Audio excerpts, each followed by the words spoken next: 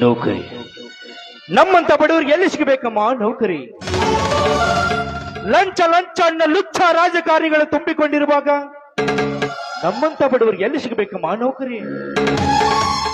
ಯಾಕೋ ಶಂಕರ, ನಾವಿಲ್ಲೇನೋ? ಬೇಕಾದ್ರೆ ನಿನ್ನ ಅರ್ಜುನ ಇದ್ದಾನೆ ನೋಡು. ನಮ್ಮ ಹೊಲದಲ್ಲಿ ಆಗದೆ ಹೋದ್ರು ಇನ್ನೊಬ್ಬರು ಹೊಲದಲ್ಲಿ ಕೂಲಿನಾದ್ರೂ ಯಾರು ಮಾಡಿ ನಿನ್ನ ನೌಕರಿ ಹಚ್ಚೋ ಜವಾಬ್ದಾರಿ ನಮ್ದಪ್ಪ.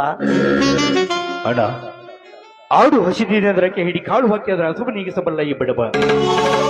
ಅದೇ ಆಣಿ ಬಂದು ಹಸಿದು ನಿಂತರೆ ಅದ್ರ ಹಸುವು ನೀಗಿಸಬಲ್ಲೇನೆ ಈ ಬಡವ. ಸಾಧ್ಯವಿಲ್ಲ, ಸಾಧ್ಯವಿಲ್ಲ. ಹೋಗ್ಲಿ ಬಿಡಣ್ಣ.